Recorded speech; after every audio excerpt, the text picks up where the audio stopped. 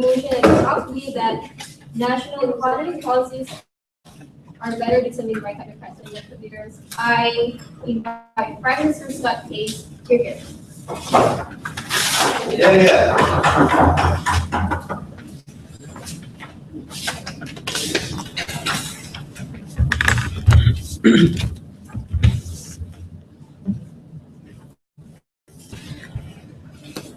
Oh wait, it's always time. Can you do time? You know what time right? Okay, thank you.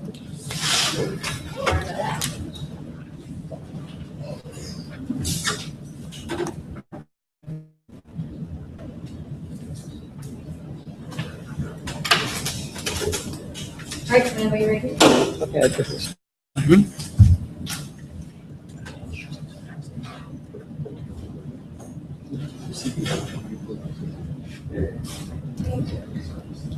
National economic policies, which include the monetary policy and fiscal policy under current status quo, are decided by elected leaders or political leaders.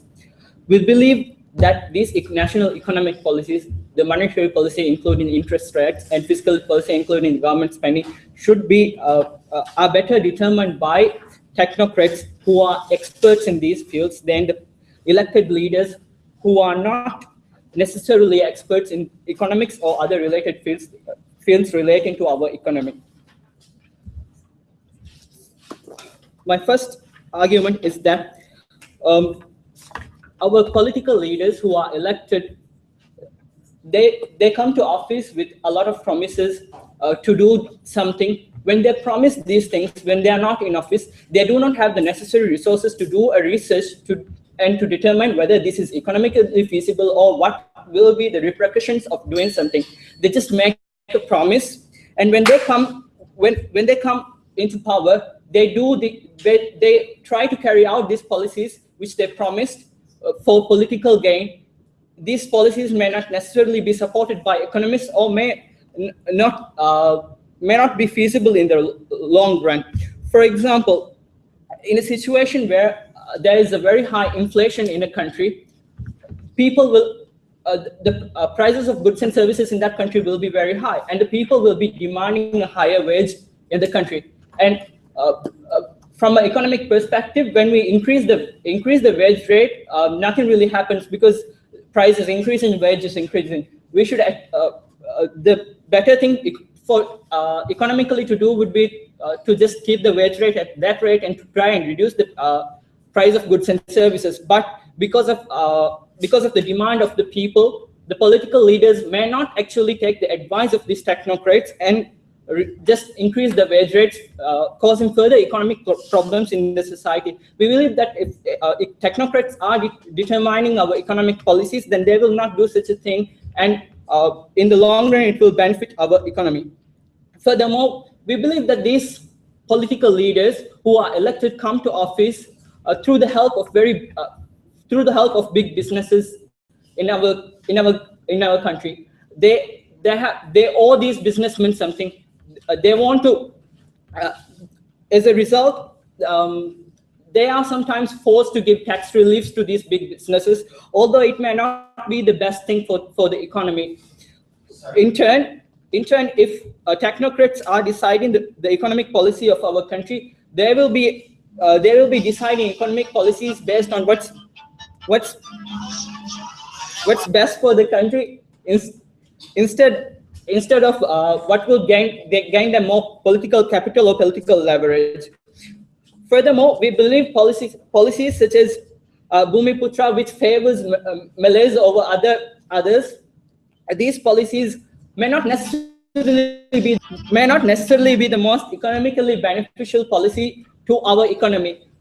When these limitations are placed by political leaders for political gain and political leverage. If we open up the economy, or technocrats are to determine the economic policy of our country, our resources will be allocated more efficiently, and as a result, there will be higher economic growth, and economic policies would not be decided just based on which economic policy would gain them more political leverage or political capital.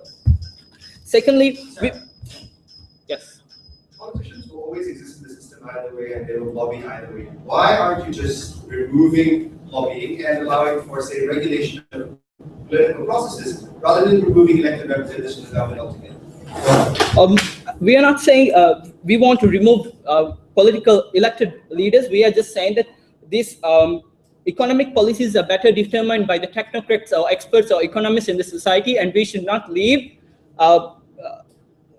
these policies to be determined by the elected leaders who are not experts in the fields, because if we leave the determination of the economic policies to these political leaders, there will be short-term fixes, which brings to my second point. Short-term fixes, what I mean by short-term fixes is that when there's a huge deficit in the budget due to some unnecessary spending, they may take loans to fix that deficit, or they may buy bonds from the banks, which is not necessarily beneficial for the economy in the long run. But because they are political leaders and because they want to do certain things which they have promised, which are not necessarily economically beneficial for the country in the long run, although it's not beneficial for the economy in the long run because it gains them political leverage, as I've mentioned before, they do these things which have short-term economic, they introduce these economic policies which have short-term fixes, and as a result, in the long run, the economy will face severe problems. For instance, sometimes taxes are increased. Sometimes taxes are increased without doing enough research, just because there's a deficit in the budget. But in the long run, we can see that these changes which are brought into the economy without thinking of the implications, just because they promise to do something, just because they think it's best, without the knowledge, it hinders the economic process. Thirdly, if we leave the determination of economic policy to economists, there will be consistency in the economic system. Instead of changing the economic policy every 5 years when there is an election, the whole economic policy or the macroeconomic policy will be decided by these economists who will have better knowledge, and they will see at the big picture. They will see where they want the country to be in 20 years or 30 years, and they will plan for that 20 years. They won't have a problem with gaining something in 5 years. They would want to achieve economic growth at a steady level, which would have minimal negative impacts. I have said that if we leave these national economic policies to be determined by technocrats rather than elected leaders, we can avoid these political leaders from doing deciding economic policies which are not beneficial for the economy through short-term fixes and through policies which give them political gain. And if we leave this to technocrats, it will lead to consistency, and we are proud to support. Right, I thank Prime Minister for the speech. Now I'd like to invite leader of opposition.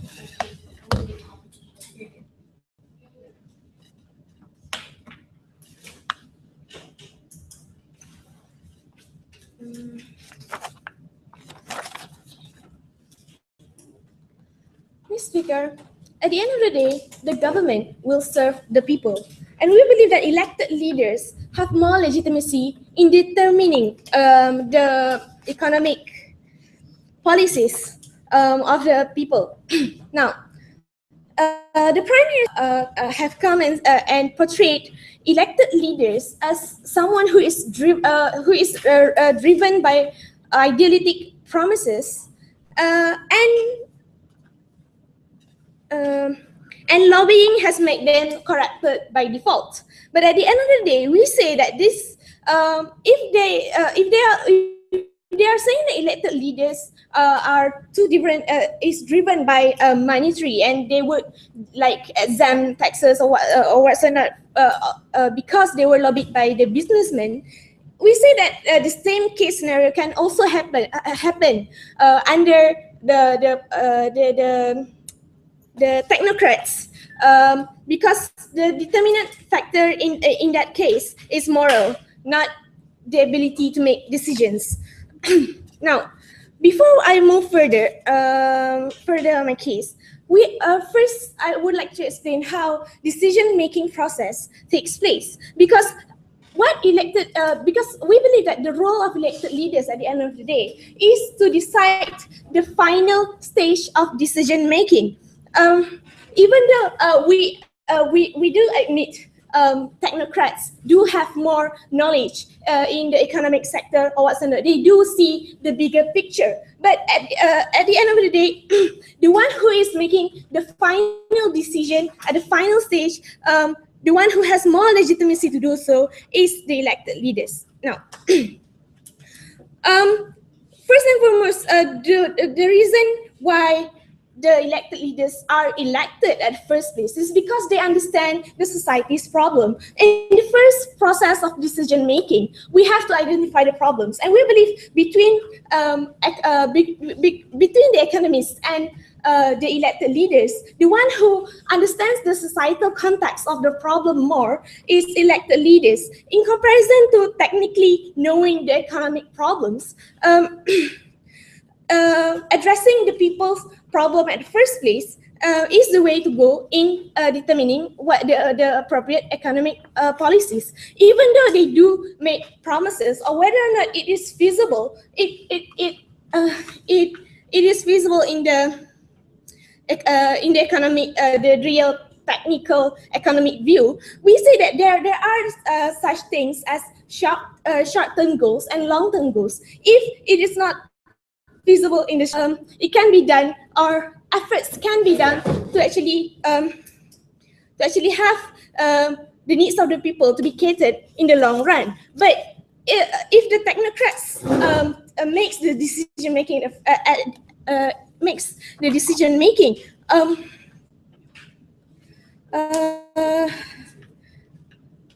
even though if the technocrats makes the decision making, they will lean on more towards the long-term goal and may not be able to weigh out the situation at hand. Because we see the role of technocrats, if they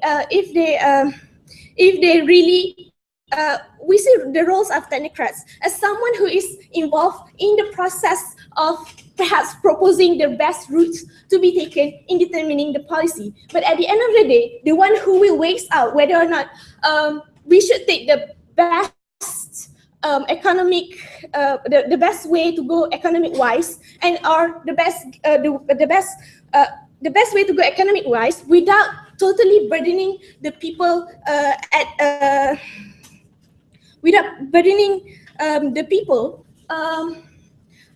are only capable to be done by the leaders themselves, because leaders are the technocrats of the people, and they are the one who are able to make more balanced decisions in weighing this situation. Because we believe because in comparison to the technocrats who only know the technical things of the society, the leaders have better understandings, and they are the ones who actually gain trust at the first place from the society, that, oh, I elected him because he understands my problem. I believe that this guy is capable in solving my problems. So the fact that at the first place these leaders are the ones who elected by the society give them more legitimacy at the first place, and their understanding is incomparable when it comes to deciding at the final stage of deciding the country's path, so that the decision made is in a moderate level, not sacrificing the society at hand, but also take a route that promises some growth. Yeah. Yes. Can you tell me who can see the bigger picture? An elected leader who is always pressured by the thought of winning votes, or a technocrat who can see the bigger picture because it's his field of expertise? As I said, technocrats do see the bigger picture, but we see that the role of technocrats are more towards proposing the best route or best action for the economic part. But to solve, but at the end of the day, we have to admit that the one who solves the problem, the one who the one that government serves at the end of the day is the people. We can't neglect the people for the sake of the country's economic growth. So at the end of the day, even though the technocrats do see the bigger picture of the economic roots, we say that their role is limited towards proposing routes, whether or not we should go to route A, B, or C, and what are the repercussions. But the one who understands more on the society part is the elected leaders. So the technocrats can come and say that, oh, if we do this, there will be this effect on the society. But the one who knows best what will happen to the people is the elected leaders. With that, I oppose.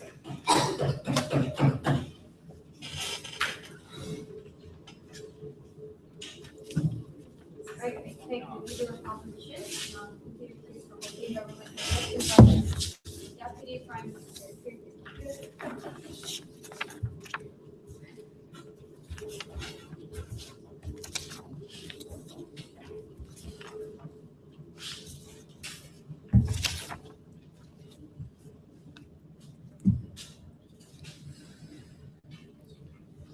We think the side opposition here, they've not dealt with answering who really are these technocrats and who really are these politicians, by just assuming that politicians will, at the end of the day, always cater to the needs of the people.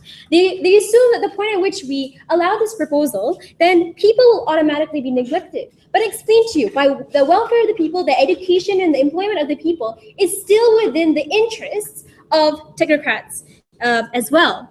So what really are the problems of the people? Because both sides agree that the people need to be catered to, whether it's sustainability, whether it's employment, whether it's tax rates, or the prices of goods. These are concerns of the people, and these are valid concerns. But on the balance of probabilities, we are telling you that the technocrats are better at catering, especially in the long run. Why? Because they see the bigger picture. What is that bigger picture? It means that they possess certain elements of expertise in terms of being economists, analyzing whether these tax rates will affect foreign companies who are investing in your country, and whether they will stay there within the next 10 to 15 years, and it can actually employ 300,000 or 30,000 people with jobs. These are the long-term benefits that technocrats see. What do politicians see? What's the kind of rational calculus that they make? Number one, they're swayed by lobbying. Please sit down. Thank you for getting people. They're swayed by lobbyists. But even if there aren't lobbyists in the country, they're also swayed by campaigners. That means people who invest, or they donate to these politicians within their campaign, or businessmen who donate to these campaigners or to these politicians. They're swayed by these people, and not necessarily, and not at all instances, will they always cater to the needs of the people. But even if they assume that they are individuals who are catering to the needs of the people, why isn't that not enough? Because, for example, what do the people like? They're very individualistic. The point at which they choose that very politician, the kind of rational calculus that goes in their mind is that, well, how will this affect me as an individual? How will this affect my job? And we think that that's fine. But that wouldn't. But the kind of bigger picture that is extremely necessary for the welfare of the country as a whole can only be well decided by technocrats who are not swayed by people within who consider that farming within the next century sustainable only for themselves, but not sustainable for the economy as a whole. Because if that actually happened, then in 1992, Mahathir's policy of turning a lot of the plantations and a lot of the paddy fields into industrialized areas and factories would not have actually helped our economy grow. These are the kind of hard decisions that technocrats can actually make without being swayed by the whims of the people, which are legitimate concerns. But at the end of the day, they're only short term. So at the end of on the balance of power, probably just who best caters to the people. But before we move on, yes. Why can't there be a coexistence between the interests of the people and the interests of the economy? In other words, we'll have both elected leaders and technocrats running. Okay, under status quo, we agree up to some extent that they do take into consideration they do take into advice of the technocrats. We can't not deny this. But that last minute decision, and more often than not, they will opt to choose their own personal interests in comparison to that bigger picture, in comparison to opting to change certain economic policies. What are those economic policies then? This means that like providing more budgets for foreign companies in comparison to local companies, because you see that the local companies aren't really going to sustain your economy. That means you have to foresee that in 10 years' time, you have to impose higher taxes upon corporations or even higher taxes upon the people. These are economic models that may not be attractive in campaigns, may not be attractive to the people, but it's extremely necessary. But at the end of the day, why is a better or bigger economy equatable to better like people or sustainable people on the ground? Because it creates jobs, it creates employment, it allows a cycle of money to circulate, of wealth within the very nation itself. That means that technocrats who also take into consideration of better education for the people, because they don't want to have a workforce that's not degree masters in engineering or whatnot. This means that technocrats also take into the consideration of the welfare in terms of education, making sure that you have better educational policies within the country, making sure that you have a more sustainable workforce in the long run. That's not the only part. Like, the point is, technocrats, because they're very consumer-based minded, that means they always consider to the consumers, regardless of whether the consumers vote for them or not. Please sit down. That's the kind of business-minded, rational calculus that technocrats necessarily have. Consumers are always there. That means that they have to cater to the cycle of supply and demand. That means that the point at which the kind of people that you're catering to don't like your products, or the people that you're catering to, the businesses that you're supposed to cater to don't like the kind of capital or the people that you're recruiting, then they have to change all that. They make drastic changes, establishing more schools. That means the healthcare of the people also has to be taken into account, because these businesses don't want to have people who are continuously sick, because it harms the kind of insurance policies or healthcare policies of the country within the long run.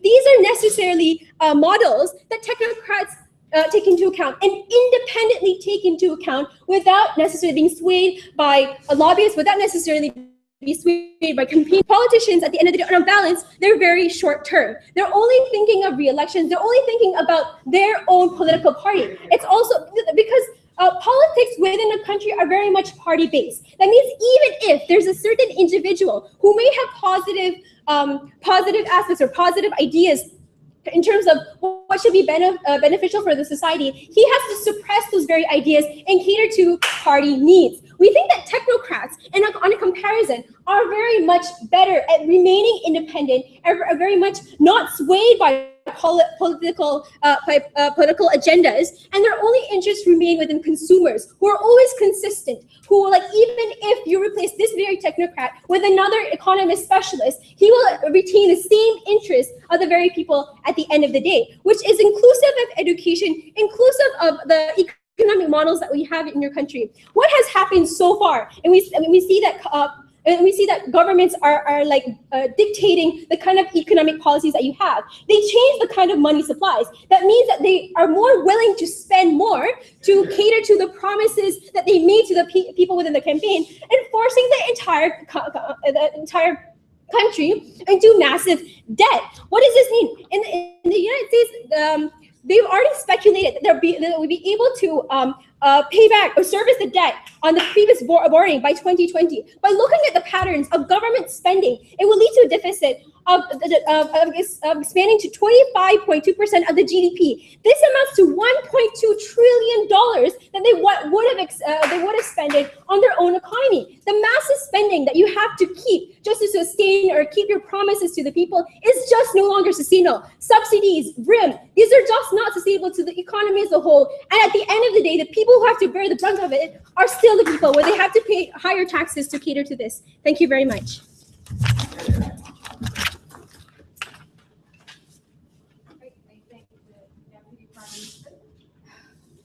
The case from the side by the leader of opposition.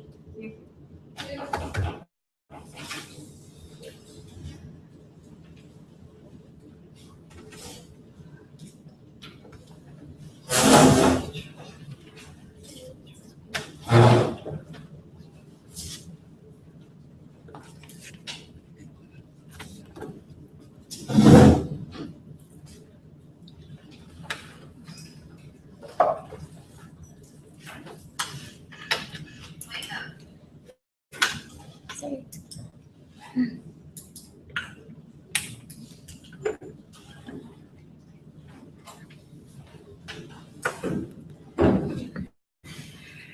Ladies and gentlemen, we believe that Technocrats' opinion can cause a benefit such as job employees and whatnot. But the thing is here, the reaction of the people only be predicted by the leaders. I mean, the technocrats don't really know what's the reaction of the people. So basically, because technocrats works for the government, the leaders rules the thing, but the technocrats will basically do the job for the leaders. The leaders, like, what the hell?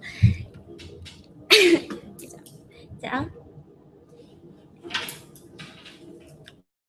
At the end of the day, the leaders will know the best decision for the people. Will compels will make a good decision for the people at the end of the day, and they will basically fulfill the the people's need and the interest of the majority of the people.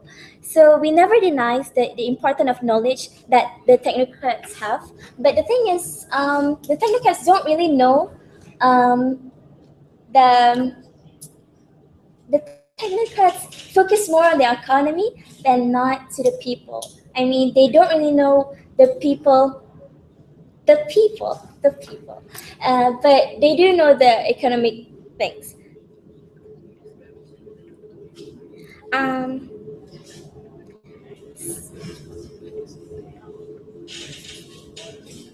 okay, I'm so sorry. Yes, excuse me. It's okay.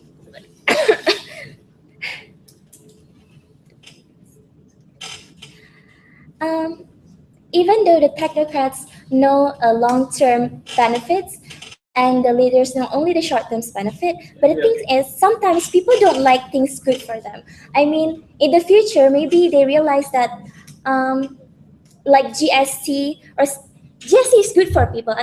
That is by the elected leaders stuff and not the technocrats. So, quick. Okay, no, it's okay. Thank you.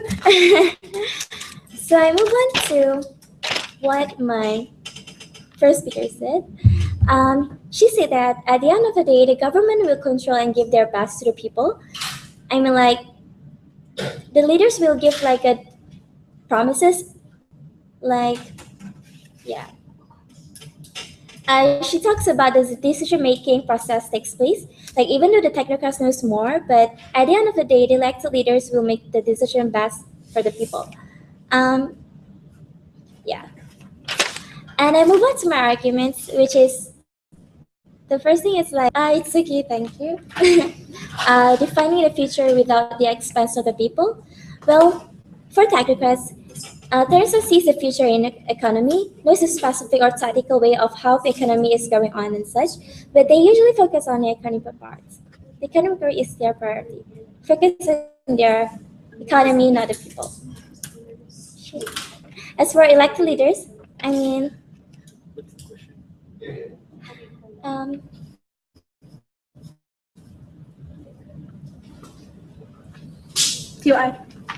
it's okay.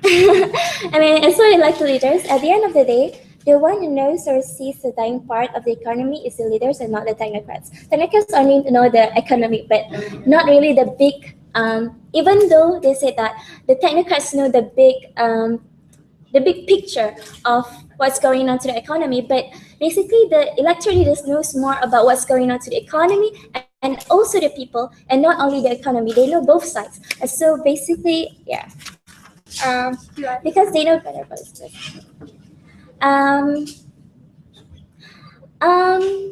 For information, it is the government responsibility to fulfill the people's need and not the economic growth. The technocrats will focus on the economic growth and not the people, but it is important to put the people first than the economic growth. Yeah. Do you want? Yeah. Okay. Politicians are easily swayed by donators and lobbyists, and they're more willing to disregard better economic policies that would cater to the people in the long run. Why aren't technocrats better then? Okay. Can you repeat that? Sorry. It's a bit long. Okay. Politicians are more easily swayed by donors or lobbyists, and they're more willing to disregard economic policies that would better the people in the long run. Technocrats don't take this into account. Why then aren't they better? Well, maybe that's because the government knows better. Government knows better. I mean, the people. I mean, yeah. I guess I'm gonna sit down. So sorry. Thank you. You're here. I thank the deputy leader of opposition. Now, to open the case of closing file from the invite with speakers of the opposing government.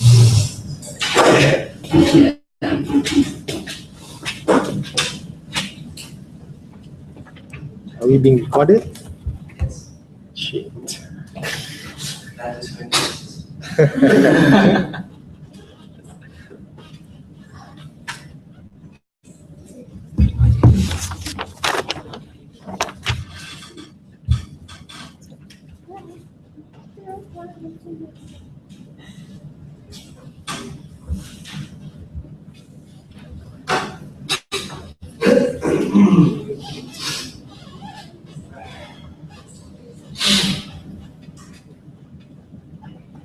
Madam Chair, my speech will be divided into two portions. The first portion, I'll explain to you the differences between a technocrat and an elected leader.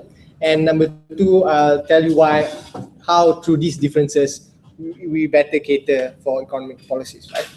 My speech will be different from OG in terms of, we are not just going to bash technocrats, but we also tell you how through these differences, we'll actually provide proper change that can be implemented, right? Let's move on to the rebuttal part, right?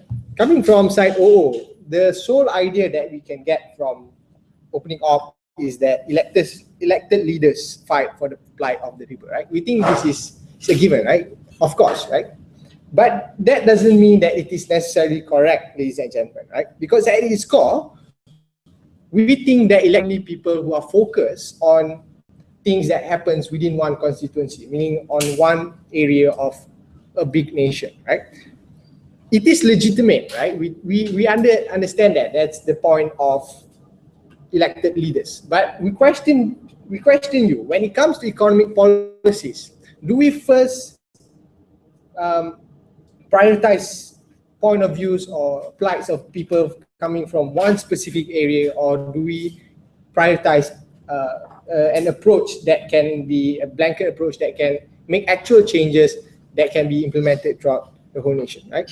We think that when it comes to elected leaders, it is bad because it's only focused on one point of view, right? Because you can never implement a policy that is good because you always have a different myriad of politicians saying no to different things, right? So at its core, you can only forward an approach that is very lame or like moderate because you want to cater to everyone's needs, right?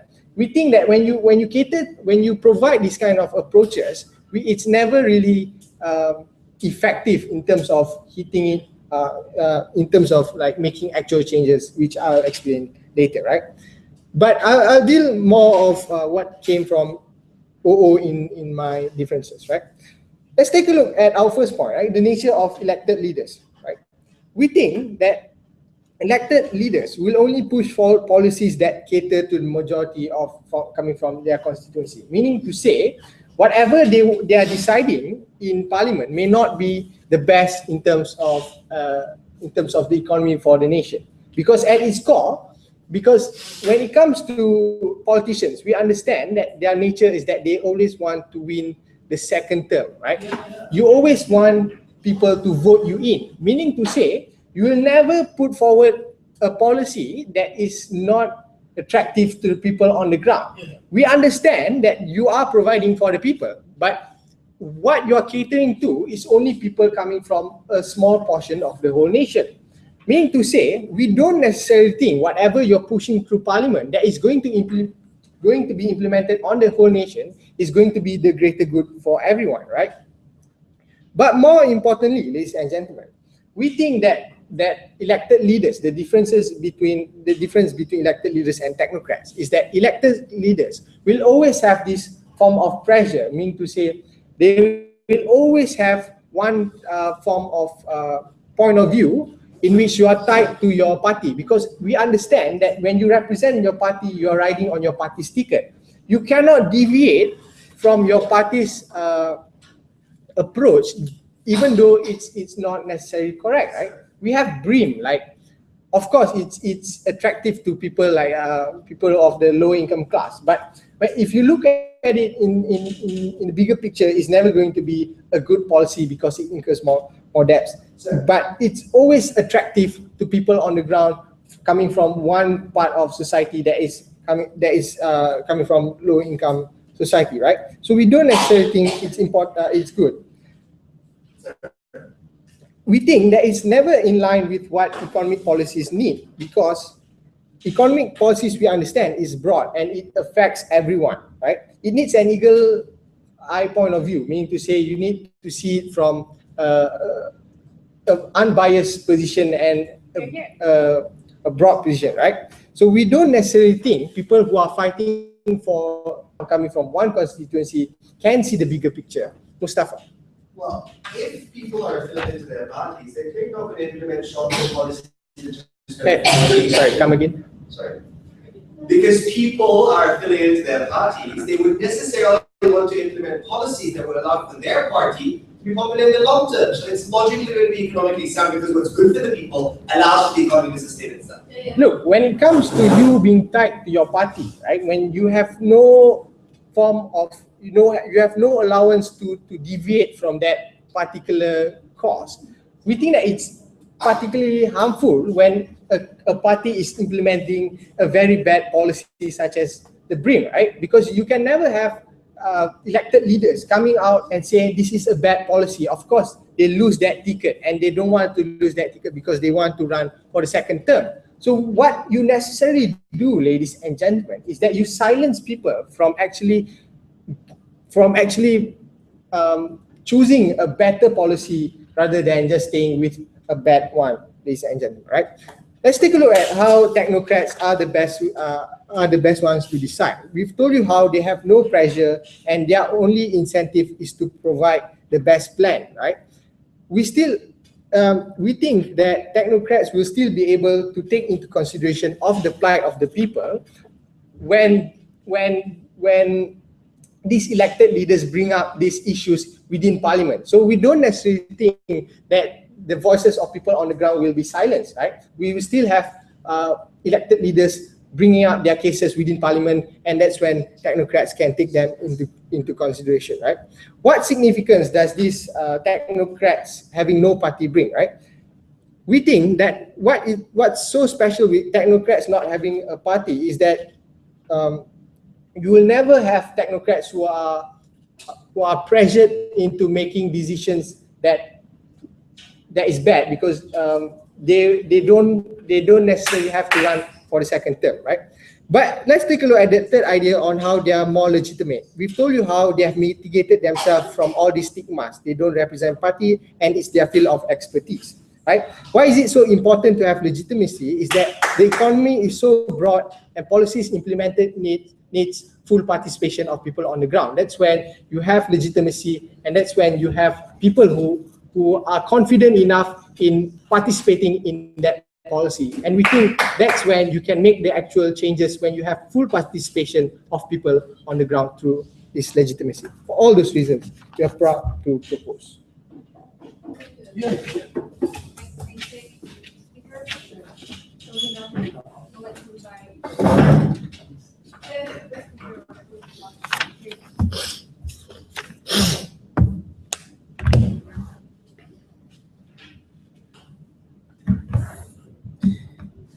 Here's the problem with side government. They've been arguing in absolute context of an absolutely corrupt government where there is no check and balance, where there is no presence of discussion in parliament, where a single individual has the ability to decide. We think that's highly problematic. Why? Because that's not how the government works. It is why we have a full-fledged democratic system with a legislative system, with a parliament, an executive, and a judiciary. The purpose of these three elements of a government is to ensure that anything that might be remotely corrupt can be handled. So what then is this debate about? This debate is primarily about what the primary role of a government is and who then is the best person to achieve it. Is it an elected leader who is ultimately concerned with the welfare of the people because he is beholden to the people? And I'll argue to you why it is crucial to have this individual affected by the sort of interests on the ground and why lobbying isn't a bad thing after all. But even if it is, we'll tell you how it can be resolved without having to sacrifice the interest of welfare. But more importantly, we'll give you a little bit more of a realistic description of how a technocrat is more likely to behave when it comes to the interests of the people versus the interests of the economy.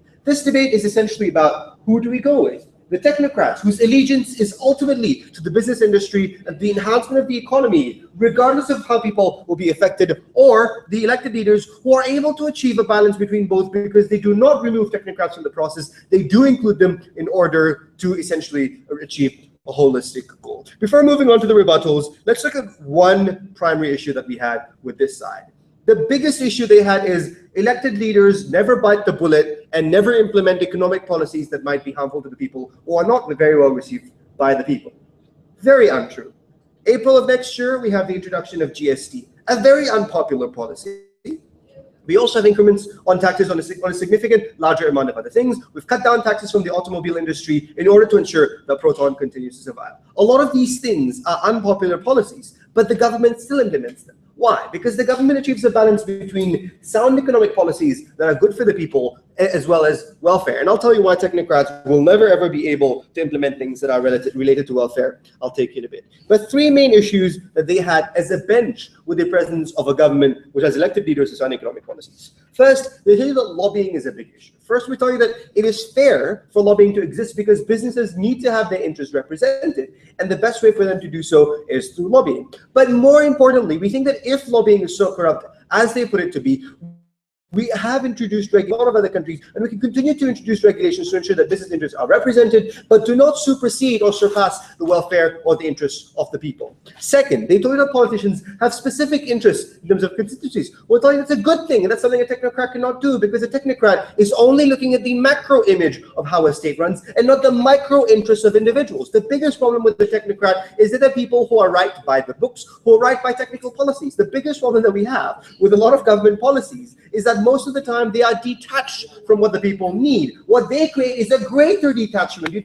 to the absence of an engagement and individuals. Even if members of parliament will still communicate with technocrats, we don't think that is as effective or as influential as your ability to be in parliament being determined primarily by whether you cater to the people or not. That will essentially ensure that you do so. But last and most importantly is how technocrats look at the bigger picture. We tell you that is a bad idea because the macro economy is not necessarily what the interests of the government lie in. And I'll talk about that a little bit more in my substantive. Yes. Balance in choosing which policy better for the people and the economy is better under our side because the relationship between technocrats and consumers never change, regardless, and are never affected by elections or smear campaigns or scandals of political leaders. That's the biggest problem. Technocrats view citizens not as subjects that you need to protect, but as consumers. A citizen and a consumer are two very different individuals, and that's what a lot of my speech will primarily be about. What is the purpose of a government? The purpose of a government is to protect the lowest common denominator, to ensure that there is a closing of the income gap, and to also ensure that a significant amount of investment, say, is balanced out with domestic protection. Why is a technocratic individual who's never ever able to do this? The primary purpose of a technocrat, or the primary wiring of their mentality, is that they're essentially profit motivated, the same way a private corporation would be. In other words, protectionist policies for Proton, to them, would not necessarily be the best idea. Why? Because for them, they would want to attract as much foreign direct investment as possible. In other words, to them, it's about having the best car on the road and having people spend effectively optimizing their dollar. But the government isn't about the people optimizing their dollar. It's about the bigger picture of how having a national car manufacturer would affect the ability of the economy to be conducive. The problem with the technocrat is they will take the easier route out. the government always takes difficult economic policies. In other words, economic policies that might not be beneficial in the short term, but are beneficial in the long term, which also have easier alternatives in the president. The technocrat will always take the economically easier outcome or the economically easier solution. What does that mean? The economist's immediate instinct or gut instinct is to essentially choose what will work as soon as possible. That is not what the government tries to do. What the government tries to do is what will work for everybody in the long term to make sure that everybody is protected, regardless of how long that takes. The second issue that a technocrat will never look at. So the first was protection for domestic industries. The second issue is things like the poor. It is absolutely practical from an economic perspective to ignore the poor and not have BR1M at all. Why? Because you can actually rely on the rich to fully develop your economy. If you only focus on the richest 10% of a country, you are able to fully finance the economy and create a significantly larger amount of profits than when you try to dedicate welfare towards poor individuals, because the structural inabilities that are faced by these individuals are so large that even in the long term, it becomes very difficult to remove them from the situation they're in. What does that mean? That means that a technocrat will always be voting for an economic policy, or rather there is no voting system, an economic policy that benefits the rich because it is the easier way out. What do elected leaders do? Elected leaders bite the bullet and take the hard, difficult decision to make, even if it is going to lose them their votes, because ultimately it is about a long-term sustainability of the system and protecting the lowest common denominator. What does that translate to wrap up my speech? What that translates to is policies that are generally economically feasible in the long term, a government that is able to work within the capacity of the government, as well as protection or maintenance of welfare across the country. A technocrat, on the other hand, would not necessarily be able to run the country because their ultimate goal is, let's reduce deficit as much as possible, as soon as possible. Let's reduce the amount of debt we have as soon as possible and to make it as little as possible. A government-elected leader would be willing to incur debt for the sake of enhancing the lowest common denominator, which is the poor, because in the long run, it's good for the country as a whole. The primary difference between elected leader and technocrat is elected leaders are able to recognize intangible benefits, such as the happiness of individuals, such as the alleviation of poverty, because that is the role of the state. A technocrat focuses on the monetary aspect purely. Even if they might look at welfare, it is very limited to how much they can benefit in terms of tangible financial gains. Thank you.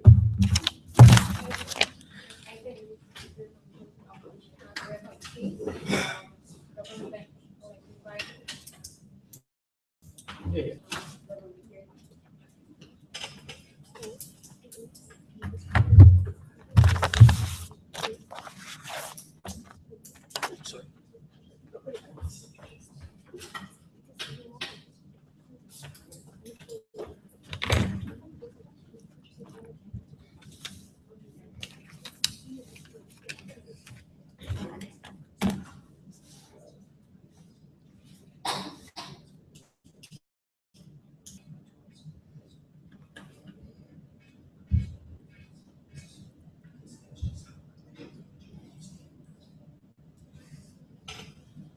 When this debate exists, you must first understand that whenever there has been a problem in the status quo in the early beginning, where this is the issue where in the side of the government today, we say that when it comes to the national economic policies, we believe that the technocrats should actually better determine compared to the elected leaders.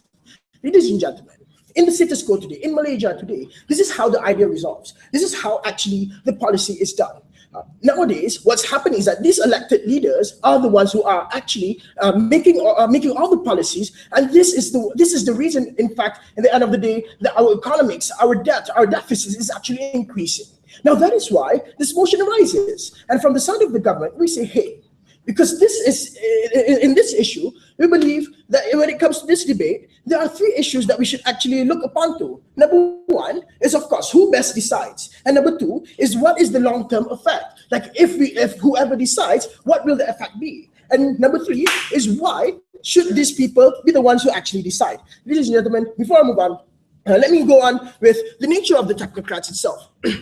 The side of the closing opposition today has been throwing these assumptions, saying that these technocrats are profit-oriented, saying that these technocrats are people who actually do things for the demand of some. But we believe that no. We believe that these technocrats, that these assumptions that they're making is in fact the nature of the elected leaders themselves. this issue has been propagated from the side of the government from the start to the end. We have proven to the House how indeed these elected leaders are actually people who are tied and binded by the ideas of politics. These are the people who in the legitimacy actually falls on to the stigma, where they actually have to cater to the idea to actually get the vote. Sit down, Mustafa. To actually get the votes. In the end of the day, we believe when this issue comes, these elected leaders are actually too binded by the idea of having a political and then actually serving for the betterment of the people. And when it comes to this issue, we believe that these technocrats are the people who can actually make the best policy. Because why? We said that these people actually are the expertise in this field, and we believe that these people are the ones who actually have the power, have the research, have all of the avenues and so on and so forth to actually conduct all these things. We have shown to the House how indeed, in the end of the day, when it comes to who best decides, we say when it comes to a decision, we must understand that the issue of legitimacy and expertise, we from the side of the government say expertise actually should be prioritized. We say that when it comes to expertise, sit down, Mustafa, expertise should be practiced, and that is why we say that these technocrats actually have the best say and should actually decide best. But stand up the side of the leader of the opposition today, what they have said is that these elected leaders actually understand the social problems. We from the side of the government fully concur and we're fully opposed to this, saying that, hey, technocrats do research, and there are field research. They are the meaning. They are the means of going on the ground level, and they even understand better. And they are forgetting that these technocrats are also part of the society. So the issue of elected leaders understand the social problems, we say no. We say that the technocrats actually do understand them too, and the technocrats, in fact, have a better understanding. For they are down there in the ground level, and they are the member of the society. And at the end of the day, the issue of whether these people understand social problems or not could not actually arise in the first place. Yes, Mustafa. Is a very rich nation with zero debt and zero deficit, but political chaos or social disharmony or the absence of the social income gap better, or a nation that's with a little bit of debt, a little bit of deficit, but everyone's happy? Ladies, this is the problem coming from the side of the opposition today.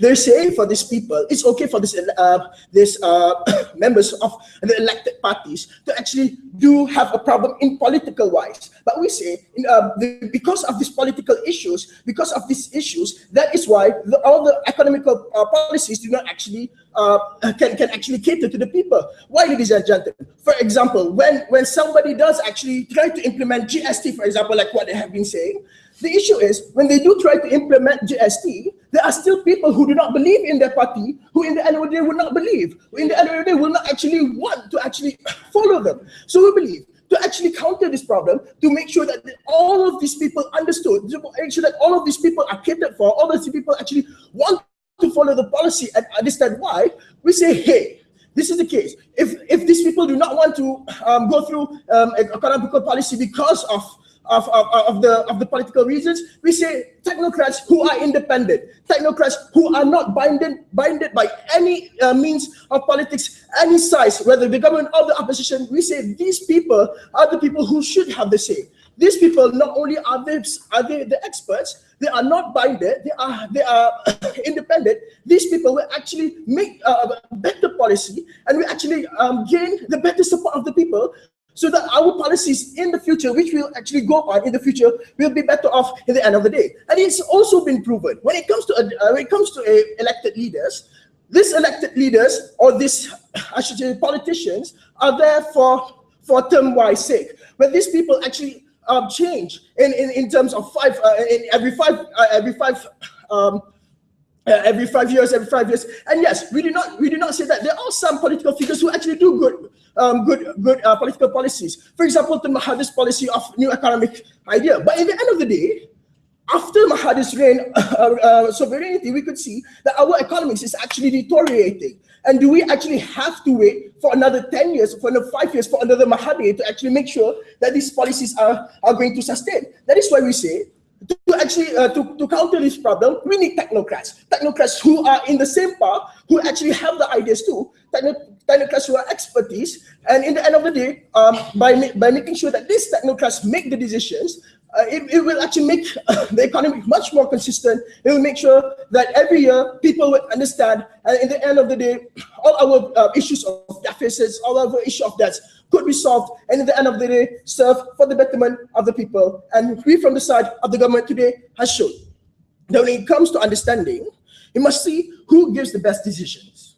And we have proved to the House that when a technocrat does actually make decision, how his decision will actually be a better long-term effect by blanketing all the issues, making sure that all of these policies are better taken by the people, and they would actually prove to be for the betterment of the society. And in the end of the day, I believe we from the side of the government should take the case. Thank you.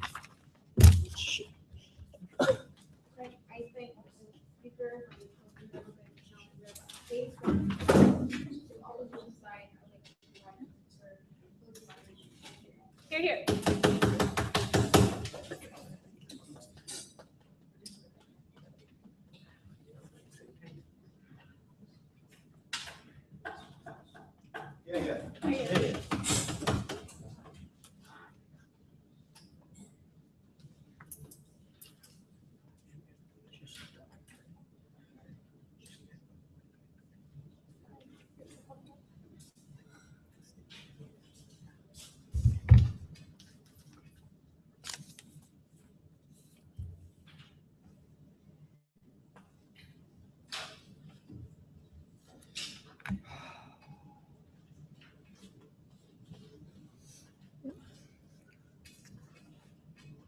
What side closing opposition has been arguing to you is what is economically feasible and what brings us the overall economical balance that benefits all of us in the long term. Something that closing government never argued, never rebutted, and we think this is extremely important. But first, before I go on to my comparative analysis of who best decides those economic policies that dictate our future, first, a couple of rebuttals. The characterization of government that came up from this entire bench is one that is very unfair because they talk about corrupt parliament. The thing is, right, ladies and gentlemen, this is something that's easily fixed because the people aren't stupid. They see a corrupt parliament, they see that something's not going on, obviously they'll vote them out. And we don't think that this is something that will continually last, the corrupt parliament will stay in power. Unless, well, no, not quite. And then, secondly, we think what these politicians do, right, is that they are, you see, like, here's the contradiction that came from closing government, right? The second speaker, the whip comes up here and the economists will think of everyone's best interest. But then his first speaker came out and said, no, we'll think of a blanket policy that will work only for certain people. Contradiction right there. But let's talk about now the comparative analysis that we will make here about who best decides the sort of economical decisions, right? One, we think that what is extremely important to note is the sort of characterization of technocrats that they have unfairly characterized, right? Because here is what technocrats will do. Number one, they're going to focus on economic that only benefits the economy. And regardless of what they want to lie about, welfare does not fit into that equation. Because one of them even came up here and said that BRIM wastes money and then wants to argue later, no, BRIM is good. Bullshit, sorry for the cussing. But here's the problem, right? That because the economists will think of what best benefits the economy in the short term, of what will remove their debt and deficit as much as possible, then they're going to think that welfare is a waste of time, is a waste of money. Because that's what subsidies are. They drain your economy. They're not necessarily going to benefit the economy. And this is the problem that we have with technocrats, is that they ignore what will benefit the people. Because again, here's what's the problem with technocrats, right? They're elitists. So these protectionist policies will be something they never advocate for, which is extremely important, especially in a developing country like Malaysia, because it's important to protect our domestic industry. But do you think technocrats will think of that? No, because they'll think of what benefits them best the most. So if they say multinational corporations come into a country and take over the small business, they will be completely fine with it because those are the multinational corporations that are going to bring the most money in the shortest amount of time, something that technocrats will advocate for. But before I go on, yes. Assuming that people are consumers isn't always a bad mentality, because alleviation of poverty is also within the interest of technocrats and businesses, because it allows more purchasing power, less educated people. And The problem with this assumption is that the poor do not necessarily have the purchasing power to be a consumer in an economy that exists, right? The problem with us thinking that all people need to be consumers means that you will ignore the poor people, because they can never contribute as much to the economy as rich people. And this is the problem that comes with thinking of them as consumers, and we reject that. We think it's perfectly fine to think of people as people, because that is what will benefit us in the long run. Right. Secondly, we think that what the technocrats have, right, when they come up here and tell you that they have no interest, they're completely neutral, lies. Because one, we've already told you extensively on our side, they think of economic, this means that they will be aligned with business interests, meaning they will think about what best benefits the corporations and not the people. So you can't come up here and tell me they will think of the people, because that's simply not true. They think of what's best for the corporations. Then here's the second thing, right? If you want, they also will think about what benefits the rich, because what's important to note is that the rich often have most access to the economy. They're the ones who can work the economy, not the poor. So what happens is then that the technocrats will naturally abandon the poor people. They'll think them as completely useless, not workable, and this is what is extremely problematic, because the poor is a burden to the economy in the eyes of the technocrats, right? Because they think in terms of tangible financial benefits, something that Mustafa has extensively talked to you about, right? They don't think of a happy population. They don't necessarily want to have a harmony between the people and stability, because what is necessary to realize is that politicians will think about what harms the society less, in comparison to a technocrat who will think about what benefits economy the most in the shortest amount of time. So what we think we're perfectly fine with having is not necessarily a very rich country. We're fine with a country that is relatively rich, but has social harmony. A country that advocates the reduction of poverty, the removal of poverty, in fact. And that is something that we think is a much better world than the one you're advocating, right? The thing, then they also want to come up here and that they have concerns of fear of swaying. We tell you, one, there's something Mustafa's already talked about, that lobbying is fine, because then you actually account for interests of certain people. Secondly, we tell you, right, that if you want to argue that these politicians are unskilled and they will not be able to determine the right economic policies, we know that's wrong, because one, they can always get advice from these technocrats. But what is remained essential is to have the welfare of the people in mind. Secondly, we tell you that it's extremely important to remember that obviously these politicians want to get re-elected. If they see an unhealthy economy booming, obviously they're going to remove that politician in power. And we tell you that this is an incentive for the politicians not to screw up their economic policies, because one, then there'll be a bad stigma attached to that party. Like if that's why a Republican Party often thinks in long term, right? Because they don't want that bad stigma attached to them, that they come up with bad economic policies. So what have we told you today? We've told you what is extremely essential from the closing opposition. We tell you that it's extremely important that we come up with policies that benefit the people, which is not necessarily economically beneficial in the short term, but because governments often think of what benefits us in the long term, or what can also help the people, that is essential. Because what we do on closing opposition is that we benefit the people the most, because we think they're the most important people when it comes to the economy. And for that, we are proud to oppose.